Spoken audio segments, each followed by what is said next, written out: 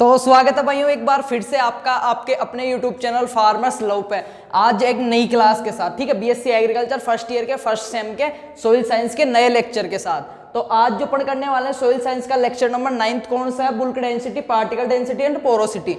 Soil science में क्या करने वाले हैं? Bulk density, particle density and porosity मतलब मृदा घनत्व और कण घनत्व और रंध्रावकाश, इन तीनों के बारे में इनके जो न्यूमेरिकल हैं वो करते हुए बहुत अच्छे से इनके जो सूत्र वगैरह फॉर्मूलेज हैं वो सारा कुछ बहुत इजी लैंग्वेज में करवाने वाला हूँ। तो सारे भाई में से एक रिक्वेस्ट है कि आप क्लास को एंड तक देखा करो। जो इससे बैक अपनी क्लास हुई है सोइल साइंस के, इससे पहले 5 लेक्चर हो चुके हैं। तो फर्स्ट जो अपनी क्लास थी उस पर बहुत अच्छा खासा रिस्पॉन्स था आपका, तो मेरा भी आगे मन होता है कि हाँ भाइयों को और क्लास प्रोवाइड करो। पर जो इससे जस्ट बैक वाली क्लास है ना, उसका लिंक मैं नीचे दे रहा हूँ, जिसमें हमने लेक्चर नंबर 5 किया था। उस पर इतना कोई खास रेस्पॉन्स नहीं है। जिसमें मैंने सोइल प्रोफाइल पढ़ाई थी, आपको बहुत इजी लैंग्वेज में इतने अच्छे से समझा के करवाया था। सोइल प्रोफाइल और सोइल कंपोनेंट्स इनके बारे में इतने अच्छे से करवाया था कि आपके सुपरवाइजर के लिए, बीएससी के लिए आगे भी आप भूलो ना। मतलब रटवाया नहीं था, आपको याद करवाया था, नोट्स बनाने की भी जरूरत नहीं थी, इतनी इजी लैंग्वेज में करवाया था।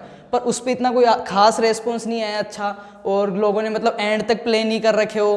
बहुत सारे भाई हैं, बहुत सारे ऐसे भी हैं कि जिन्होंने एंड तक पूरी भी देखी है, जो मैंने बताया था वो कमेंट भी किया है। तो खैर जो भी था नहीं था, जिन भाइयों ने नहीं चेकआउट किया ना, तो प्लीज़ एक बार मैं लिंक डिस्क्रिप्शन में दे रहा हूँ, जाके चेकआउट कर लो। 2 लिंक दे रहा हूँ, एक तो इससे बैक सोइल साइंस की क्लास का, और जो दूसरा लिंक है उसमें ऑल ओवर आपको बीएससी एग्रीकल्चर की रेगुलर क्लासेज वगैरह, प्रीवियस ईयर के पेपर, सिलेबस, क्या पढ़ना है नहीं पढ़ना, सारा कुछ मिल जाएगा। तो ये तो हो गई जो नए व्यूवर्स हैं उनके लिए बात। दूसरी बात, आज की क्लास स्टार्ट करते हैं bulk density, particle density and porosity. इन 3 जो कॉन्सेप्ट्स हैं इनके बारे में पढ़ेंगे। फर्स्ट लेक्चर में हमने सोइल साइंस क्या है, ब्रांचेस, फादर, ठीक है, इसके जो 2 कॉन्सेप्ट्स है, पेडोलॉजी और एडिफोलॉजिकल कॉन्सेप्ट्स हैं, उनके बारे में सारा कुछ अच्छे से डिस्कस कर लिया था।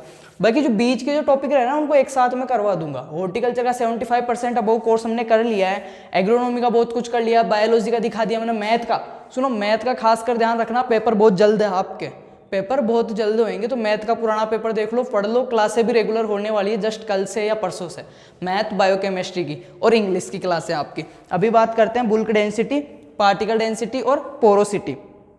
तो ये जो बुल्क डेंसिटी है इसको हिंदी में क्या बोलते हैं? आप सोइल डेंसिटी नाम सुना आपने?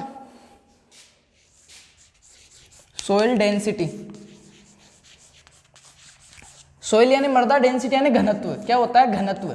हिंदी के भी बच्चे हैं तो मैं मिक्स में पढ़ा रहा हूँ, हिंदी इंग्लिश, क्योंकि ये जो क्लास है ऑल ऑफ इंडिया, पूरे जो भारत देश है, जो भी बीएससी एग्रीकल्चर के फ्रेशर स्टूडेंट्स हैं सबके लिए यूजफुल है। फिर आप कहीं से भी बिलोंग करते हो, ठीक है, सबके सेम सिलेबस है। हो सकता है लेक्चर ऊपर नीचे किए हों पर सिलेबस है ना सबके सेम है। तो इसको हिंदी इंग्लिश दोनों में पढ़ाऊंगा मैं, इंग्लिश में भी बताऊंगा, समझा आपको इंग्लिश में दूंगा, एक्सप्लेन जो है हिंदी में कर दूंगा मैं। तो बुल्क डेंसिटी पढ़ने से पहले आपको आना चाहिए कि मृदा घनत्व क्या होता है। मृदा घनत्व क्या होता है? पहले मृदा घनत्व या सोइल डेंसिटी की बात करेंगे, फिर बात करेंगे सोइल डेंसिटी जो है वो 2 प्रकार की होती है, बुल्क डेंसिटी और पार्टिकल डेंसिटी। मतलब स्थूल घनत्व, बुल्क को क्या बोलते हैं? स्थूल घनत्व, बुल्क को बोलते हैं स्थूल, स्थूल घनत्व। और पार्टिकल का मतलब सबको पता है ऑल ओवर को कि कण घनत्व, और पोरोसिटी का मतलब होता है रंध्रावकाश, रंध्रावकाश, या जो होता है खालिस्तान जो होता है मृदा के अंदर, जो वायु या जो पाया जाता है उसको बोलते हैं पोरोसिटी। तो ये चीज़ें बहुत अच्छे से, मैंने जिन्होंने बैक क्लास नहीं देखी वो देख लो, क्योंकि मैं इसलिए बोल रहा हूँ क्योंकि मैंने सोइल कंपाउंड्स के बारे में बात की थी, ऐसे बताया था ये सोइल है, 50% इसमें क्या था? सॉलिड था, और 50% क्या था? खाली वाला था, एम्प्टी था, रिक्त स्थान था। 50 के अंदर 5% आपके एक था और 45 एक था, ठीक है। इसमें 25-25 थे, सोइल एयर और सोइल वाटर। तो वो चीज़ जिनको याद है ना, तो ये क्लास थोड़ा अच्छे से समझ में आएगी और अपने को समझना ही है, ठीक है। तो ये मैंने मोटा मोटा बता दिया। बात करते हैं सोइल डेंसिटी क्या होता है, या मृदा घनत्व जिसकी बात करें तो मृदा घनत्व क्या होता है, ठीक है। मृदा घनत्व को अगर सीधे मैं आपको फॉर्मूले में डिवाइड करके बताऊं, ज़्यादा माथाफोड़ी करने की जरूरत नहीं है, 2 चीज़ याद रख लेना सीधा। सोइल डेंसिटी बराबर क्या होता है? भार बटा आयतन, मृदा का भार बटा आयतन। चौक खत्म हो गई, चौक कहाँ गई? 1 मिनट। भार बटा आयतन ग्राम सेमी में, ठीक है, आयतन ग्राम सेमी स्क्वायर। ये क्या होता है? Soil density. मतलब मतलब भार कितना है, एक फिक्स आयतन में, 1 सेमी ले लो या 1 मीटर ले लो, जितना अपना आयतन ले रहे हैं उसमें जो हमने मृदा उठाई है उसका भार कितना, उसको ग्राम सेमी में होता है, उसको सोइल डेंसिटी बोलते हैं। ये तो दो प्रकार की होती है सोइल डेंसिटी। कौन कौन सी? दो प्रकार से मापा जाता है इसको, ऐसे सीधा सीधा, बुल्क डेंसिटी और पार्टिकल डेंसिटी। बुल्क डेंसिटी मतलब स्थूल घनत्व है। सबसे पहले अपन स्थूल घनत्व की बात करेंगे। एक चीज मैंने बताऊं, मैंने सोइल साइंस का प्रीवियस ईयर का पेपर दे दिया है, तो जिन नहीं देखा वो देख लो। और कुछ भाई ये बोल रहे थे कि मैं मैटर कम प्रोवाइड करवा रहा हूँ, लास्ट वीडियो पे भी यही कमेंट देखे थे मैंने, तो उनको मैं बता दूं, देखो वैसे तो आपके क्वेश्चन आ गया ना अगर कि बुल्क डेंसिटी और पार्टिकल डेंसिटी को समझाइए और 3 से 4 पेज भरिए, तो मैं तो आपको 30 मिनट की क्लास प्रोवाइड करवा रहा हूँ, जिसमें मेन चीज़ है ना वो मैं आपको बता रहा हूँ। ऐसा तो है नहीं कि 3 पेज में जो लिखना है सारा कुछ मैं ही बताऊंगा, फिर आप क्या करोगे? तो थोड़ा बहुत खुद का वो करो, स्किल्स बढ़ाओ कि मेरे को एक शब्द आ गया, उस शब्द से मैं 10 लाइन बना सकूँ। ऐसे नहीं कि शब्द है अपने पास, राम का लिख रहे हो रावण के बारे में, वो चीज़ नहीं चलेगा। जो पूछ रहा है उससे रिलेटिव आपको पता होना चाहिए कि क्या पूछ रहा है, किस लैंग्वेज में मेरे को आंसर देना है। अगले को ये भी ना लगे कि थोड़ा लंबी फेंक रहा है, ज़्यादा फेंक रहा है, कम फेंक रहा है, मतलब हाँ मतलब बंदे को पता है। जो अगला चेक करे उसको ये लगना चाहिए कि आपने जो आंसर दिया है हाँ कि इसको कुछ आता है, इस शब्द के बारे में कुछ ज्ञान है। तो कुछ कम मैटर नहीं दे रहा हूँ मैं, बहुत सफिशियंट है ये। अगर आपको लिखना आता है ना बना के, तो मैं मेन जो चीज़ है वो सारी बता रहा हूँ आपको। बात करते हैं बुल्क डेंसिटी है, स्थूल घनत्व।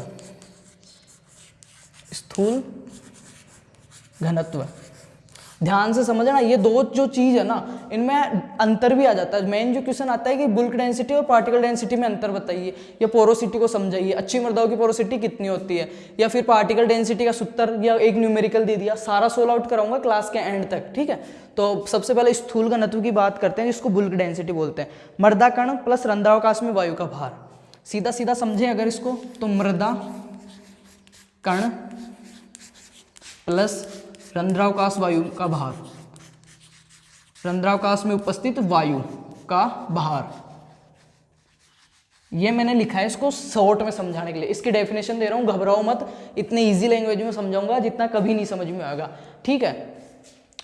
तो इसके जो अपनी डेफिनेशन है वो, प्रति घन सेमी शुष्क मृदा के कणों, प्रति घन सेमी शुष्क मृदा कण व रंध्रावकाश में उपस्थित वायु के भार को, प्रति घन सेमी, एक घन सेमी ले लिया मैंने, एक मृदा उठा ली, प्रति घन सेमी में मृदा कणों का भार, ये मृदा के कण हैं, और मृदा कणों के भार के अलावा इसमें क्या है, पोरोसिटी, जो रंध्रावकाश जो पाए जाते हैं, मैंने बताया था आपको कि 50% ठोस है, 50% इसमें रिक्त स्थान पाए जाते हैं, जिसमें 25 जल और 25 वायु। तो आपने एक घन सेमी माटी उठा ली कहीं से, या एक बॉक्स भर के माटी उठा ली, तो उसमें जो माटी के कण हैं उनका वजन, उसको तोला। सीधा सीधा ऐसे समझो कि ये चौका डब्बा है ना, ये बॉक्स है अपने पास, मैंने इसको कहीं से माटी का भर लिया है, ऐसे करके माटी का भर लिया है। तो ऐसे तो है नहीं कि वो जो रंध्रों में हवा थी वो निकल गई, क्या पूरा जैसे था वैसे का वैसे मैंने भर लिया। तो इसमें ये मृदा के कण प्लस जो बीच बीच में जो पोर स्पोर्स रह रहा है, खाली जगह रह रही है, उसमें जो वायु उपस्थित है ना, जो एयर जो है उपस्थित, उन दोनों का मैंने यहाँ से माटी भर के इसको तोला, ठीक है। इसका वेट किया मैंने कांटे पे, तो इसका जो वेट आ रहा है ना वो कहलाता है स्थूल घनत्व। अब दोबारा से समझो, आप सही से समझा देता हूँ, कहाँ गई चौक। एक घन सेमी में, इससे जो समझदार है वो तो इसी से समझ गया होगा जिसने बेक क्लास देखी है, कि एक घन सेमी के अंदर मृदा कण, एक घन सेमी के अंदर मृदा कण प्लस उनके अंदर जो खाली स्थान में उपस्थित जो वायु है ना, इन दोनों के भार को मिला के क्या कह रहे हैं, बुल्क डेंसिटी या स्थूल घनत्व कह रहे हैं। क्या कह रहे हैं, बुल्क डेंसिटी या स्थूल घनत्व। सीधा सीधा मृदा कण प्लस रंध्रावकाश वायु का भार, या नॉर्मल जो मैंने एग्जाम्पल दे दिया है आपको कि मैं गया कहीं पे भी खेत में, इसको माटी का भर लिया, ये बॉक्स है, इसको माटी का भर लिया मैंने, उसका वेट कर दिया, तो इसमें माटी के पार्टिकल जो कण थे ना, सोइल पार्टिकल, वो भी आ गए और जो सोइल एयर थी वो भी आ गई, ठीक है। मैंने कुछ नहीं किया, सीधा नॉर्मली भर के लाया हूँ और जाके इसको वेट करवा लिया कांटे पे। तो इसका जो वेट आएगा ना वो क्या कहलाता है, बुल्क डेंसिटी या स्थूल घनत्व कहलाता है। दोबारा से डेफिनेशन सुनोगे, आराम से पढ़ोगे, कि मृदा कण प्लस रंध्रावकाश में उपस्थित वायु के भार को मिला के क्या बोलते हैं, स्थूल घनत्व या बुल्क डेंसिटी। डेफिनेशन जो भाई नोट्स बना रहे हैं उनका बहुत बहुत धन्यवाद है, आपके बहुत आगे काम आने वाले हैं, सुपरवाइजर की वैकेंसी वगैरह में सारा, तो बना लो, कोई बात नहीं है, आपके ज़्यादा फायदा होगा, ठीक है। तो वो भाई नोट आउट करें परिभाषा बुल्क डेंसिटी या स्थूल घनत्व की, कि प्रति घन सेमी शुष्क मृदा में मृदा कण व रंध्रावकाश में उपस्थित वायु के भार को स्थूल घनत्व के रूप में या बुल्क डेंसिटी के रूप में जाना जाता है। विभिन्न प्रकार की मृदाओं का स्थूल घनत्व, विभिन्न प्रकार की मृदाओं का स्थूल घनत्व 1.40, ये चौक बहुत हार्ड है, 1.40 से लेके, मैं इनको हटा देता हूँ 1.80 के बीच में होता है। कितना होता है, 1.40 से लेके 1.80 के बीच में होता है।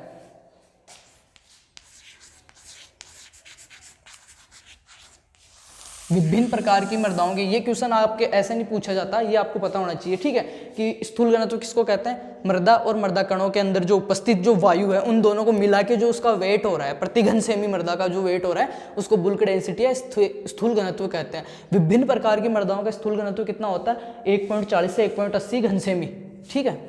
और औसतन मृदाओं का जो होता है, औसतन स्थूल घनत्व जो होता है अधिकतर वो होता है 1.33 ग्राम पर घन सेमी।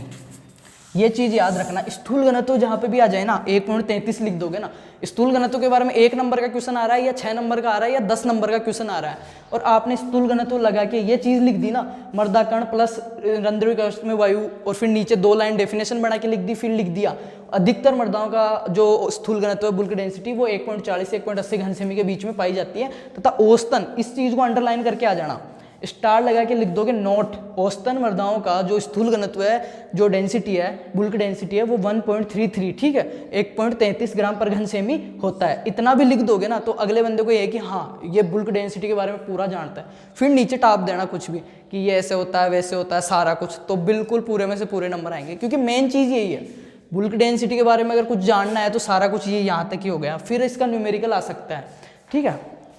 आगे बात करते हैं, जुताई करने से, हरी खाद की उपयोग करने से, कार्बनिक पदार्थ का उपयोग करने से, उचित फसल चक्र अपनाने से मृदा का स्थूल घनत्व घटता है। किस किस से, जुताई करने से। कैसे घटेगा वो मैं बताऊंगा। जुताई करने से, कार्बनिक खाद का उपयोग करने से, अब समझ में आएगा आपके सारी चीज। 1.33, ठीक है, औसतन 1.33 है, वैसे कितना है अधिकतम 1.40 से 1.80 ग्राम पर घन सेमी। बुल्क डेंसिटी की बात कर रहे हैं। अब देखो ये सोइल साइंस की लास्ट क्लासेस पे रेस्पॉन्स देखते हैं कैसा क्या रहता है, अगर सही रेस्पॉन्स रहता है तो आगे सोइल साइंस की आपको क्लासेस प्रोवाइड करवा दी जाएगी। जुताई करने से, कार्बनिक खाद के उपयोग करने से, उचित फसल चक्र अपनाने से, फसल चक्र जो क्रॉप रोटेशन है उसको, उचित फसल चक्र अपनाने से, जुताई करने से, हरी खाद के उपयोग करने से, हरी खाद, ये 4 चीज आ गई। कौन कौन सी आई, ग्रीन मैन्यूर्स, हरी खाद और जो क्रॉप रोटेशन है वो, प्लस जुताई करने से और कार्बनिक खाद का उपयोग करने से क्या होगा, बुल्क डेंसिटी हमेशा घटेगी, कम होएगी। कैसे कम होएगी मैं बता देता हूं आपको।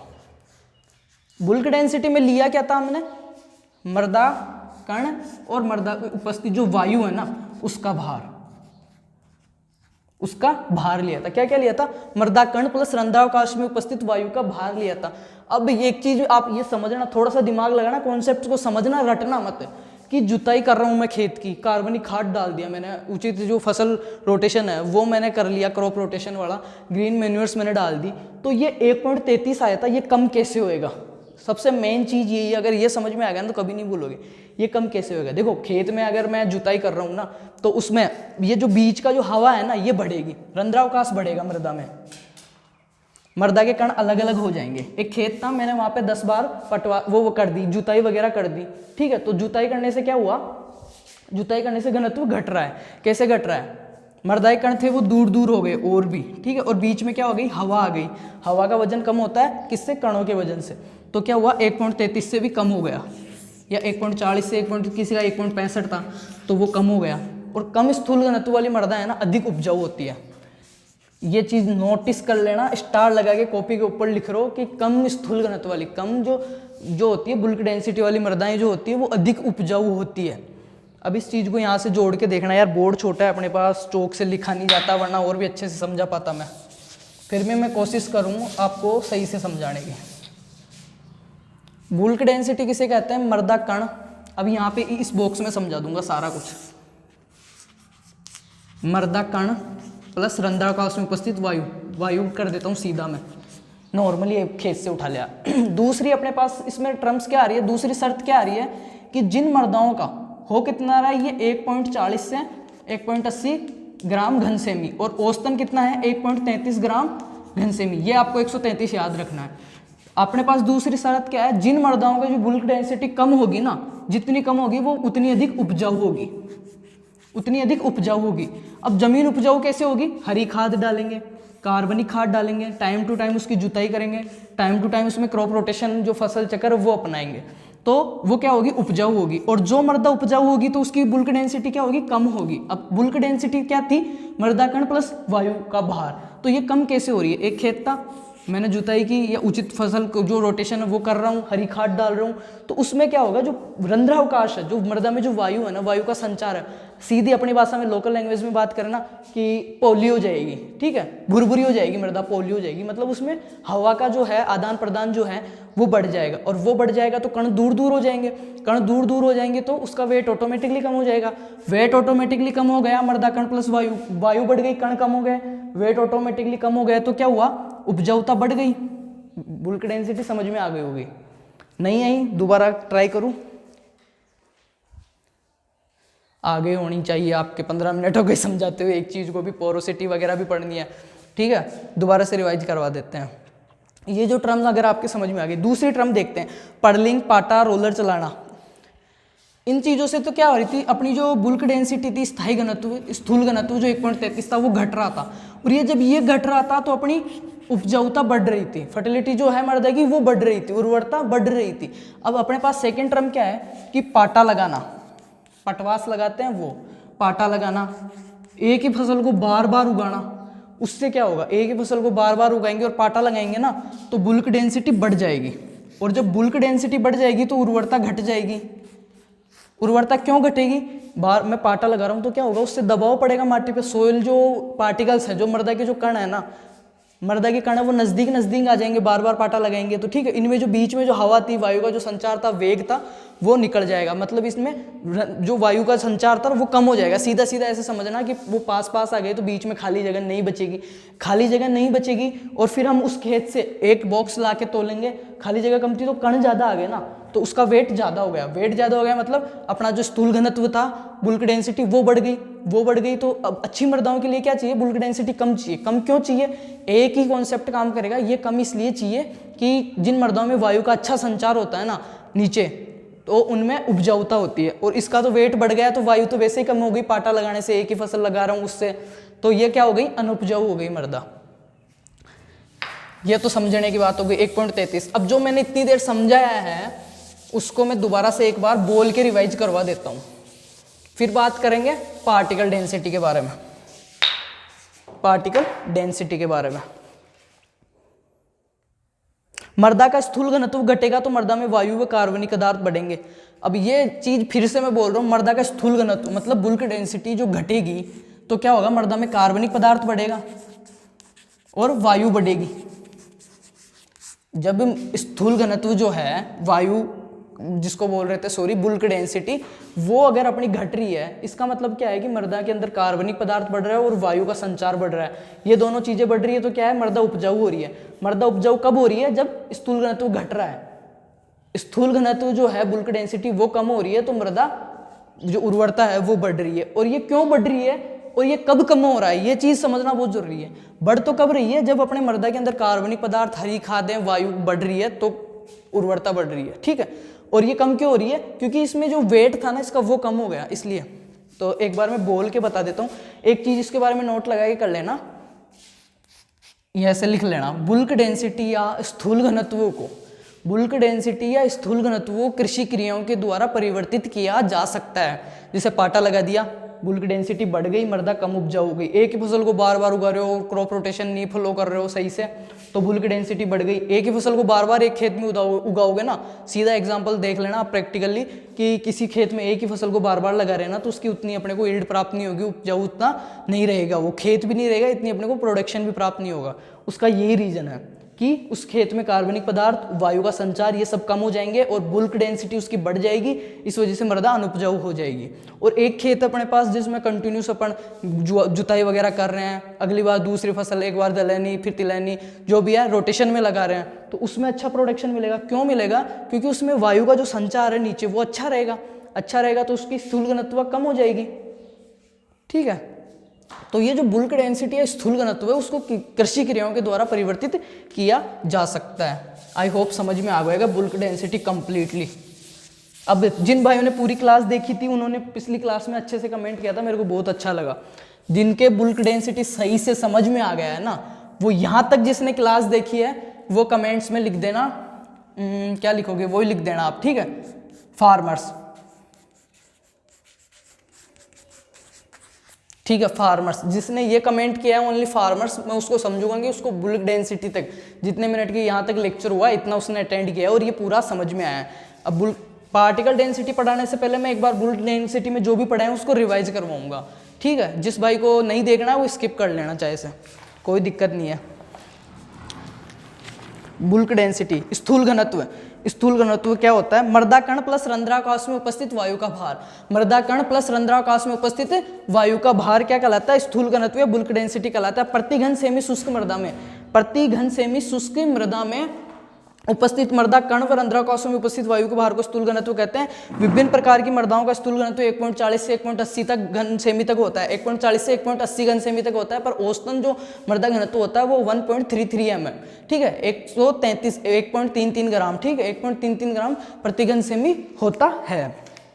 जुताई करने से, जुताई करने से, हरी खाद डालने से, फसल चक्र का उपयोग करने से, कार्बनिक खादों का उपयोग करने से स्थूल घनत्व घट जाता है। क्यों घट जाता है? क्योंकि उसमें वायु संचार बढ़ जाता है, वायु संचार बढ़ जाता है, और जब वो घट जाता है तो मृदा उर्वरता बढ़ जाती है।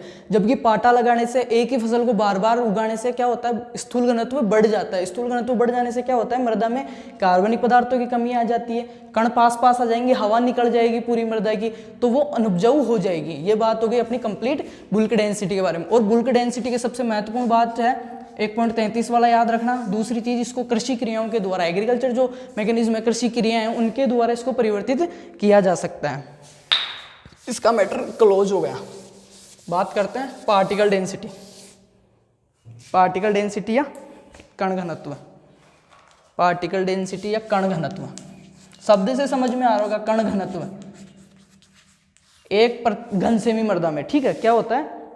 कण घनत्व क्या होता है? केवल मृदा कणों का भार, सीधा सीधा समझ लो, केवल मृदा कणों का भार। मैंने ये डिब्बा लाया, इसमें मृदा कणों को इतना पास पास भरा हुआ है कि इनके बीच में जो हवा थी ना उसको निकाल दिया मैंने, और केवल मृदा कणों का बाहर लिया है मैंने, तो वो क्या कहलाएगा? पार्टिकल डेंसिटी, जैसे कि शब्द के नाम।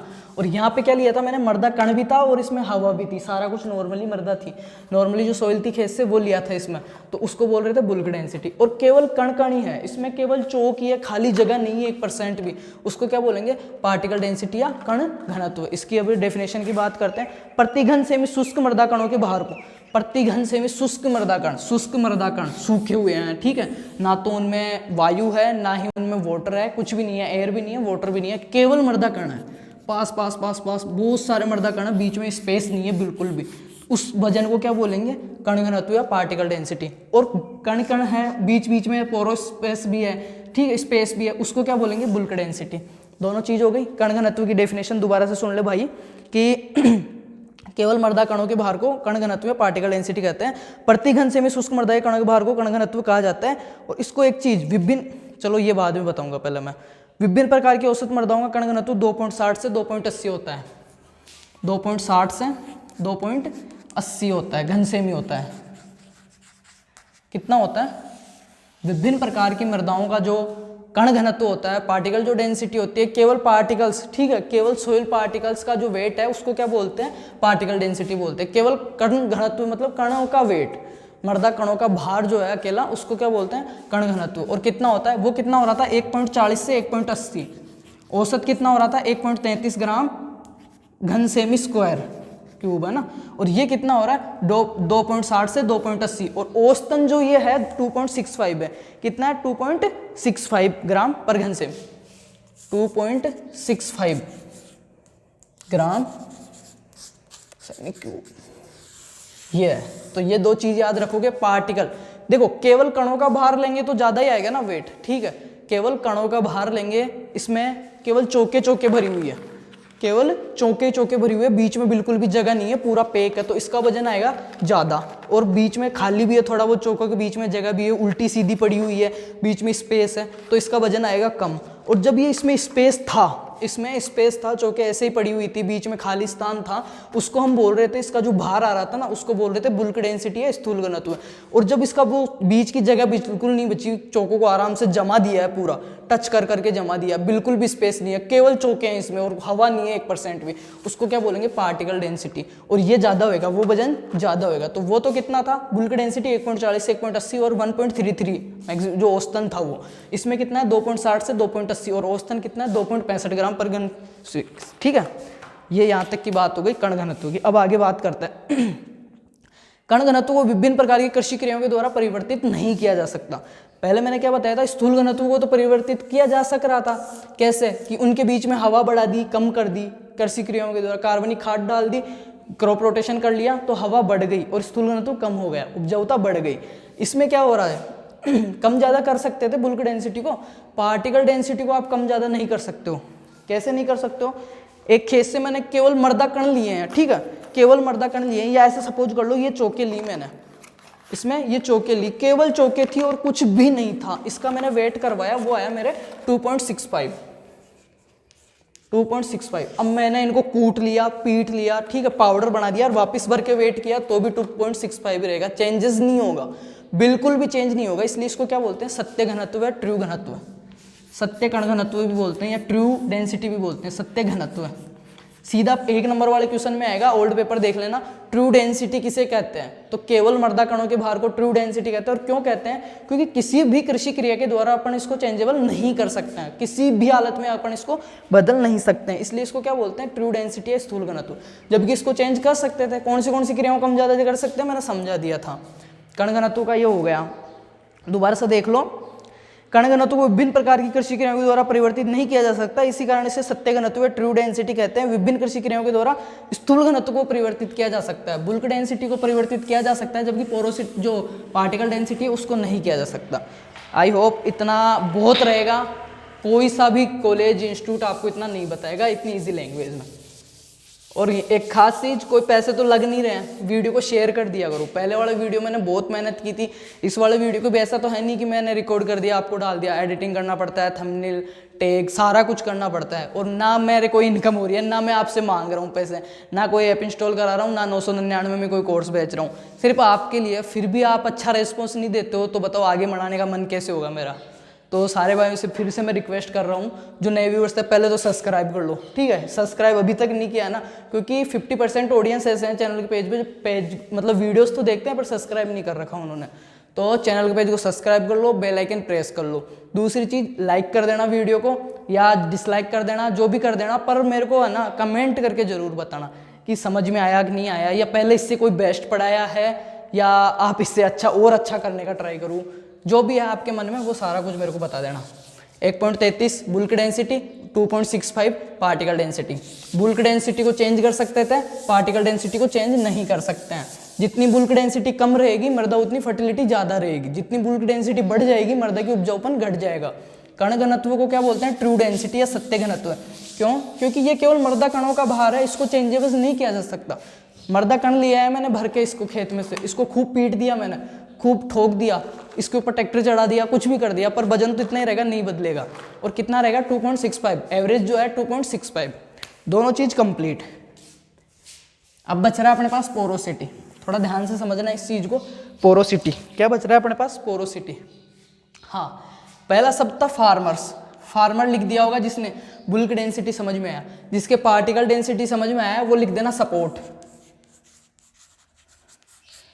अब इसको पोरोसिटी को पूरा करके एक और वर्ड बताऊंगा, जो जिन भाइयों ने तीनों वर्ड लिखे हैं ना, तीन, तो मैं समझूंगा उन्होंने क्लास एंड तक देखी है, पूरा समझ में आया। तीनों वर्ड लिख के मेरे को फीडबैक भी देना कि क्लास कैसे लगी सोइल साइंस की, पहले पढ़ा था कि नहीं पढ़ा था। पोरोसिटी के बारे में पढ़ते हैं। फार्मर सपोर्टर लिख दोगे। थर्ड बात कर रहे थे, रंध्रावकाश जिसको बोलते हो, रंध्रावकाश या पोरोसिटी।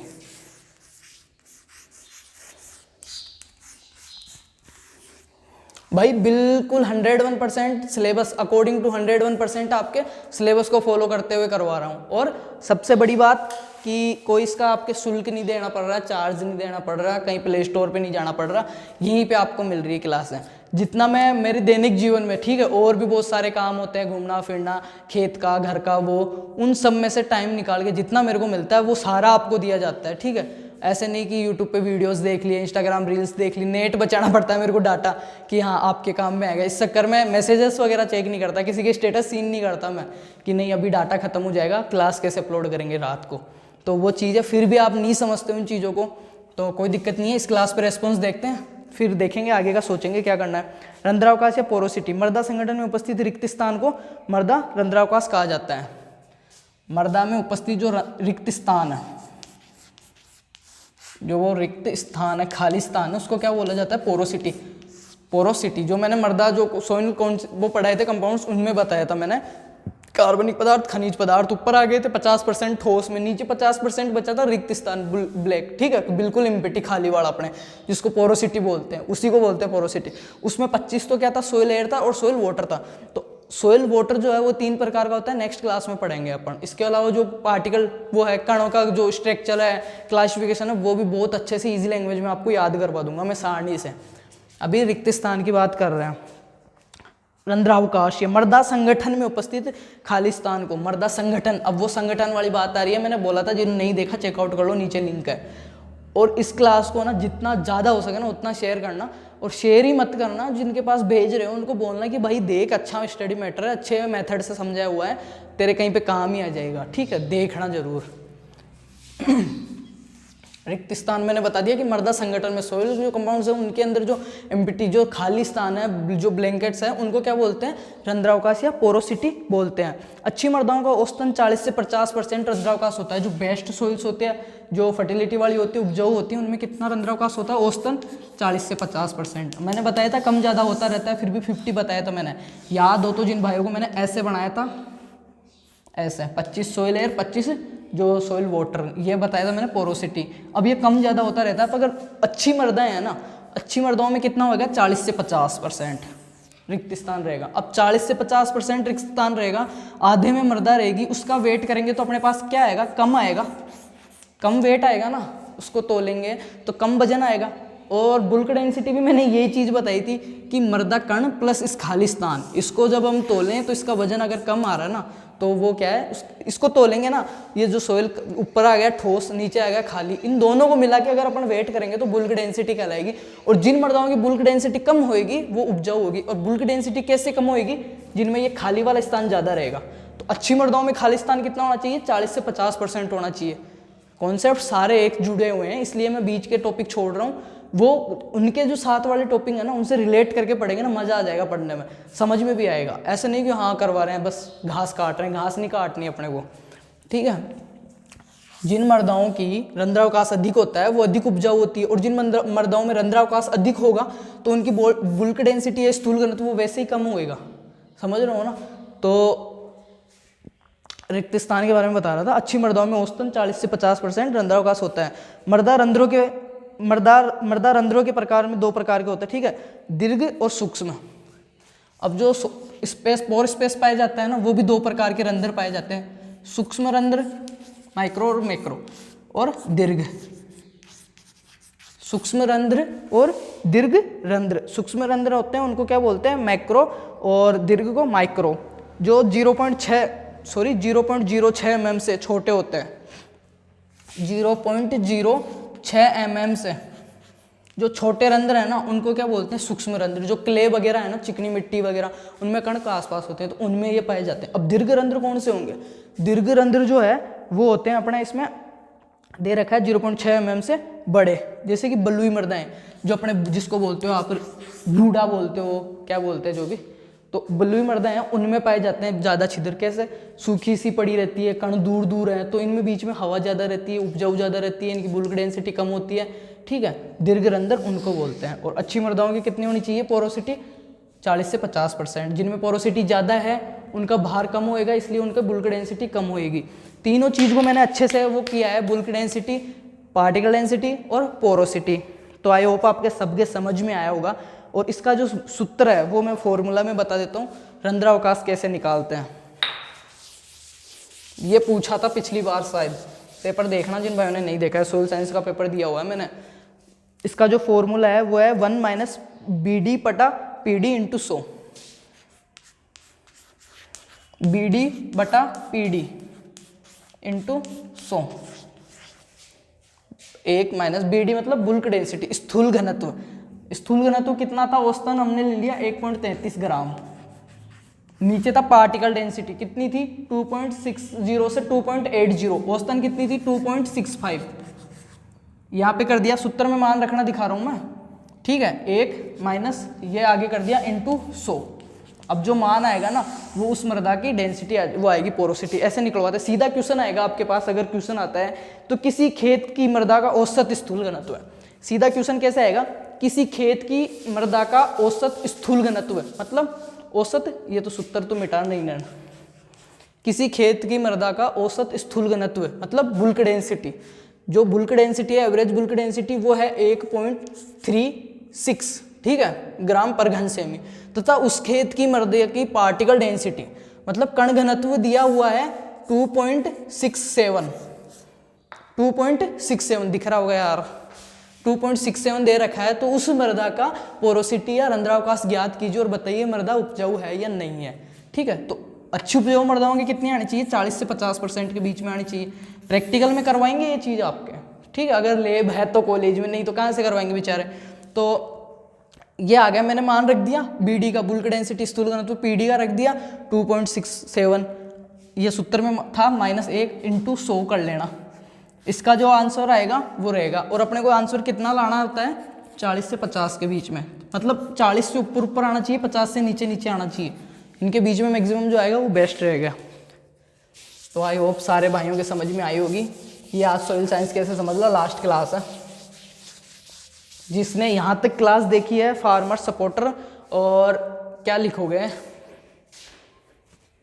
क्या लिखोगे, खुद का नाम लिख देना आगे।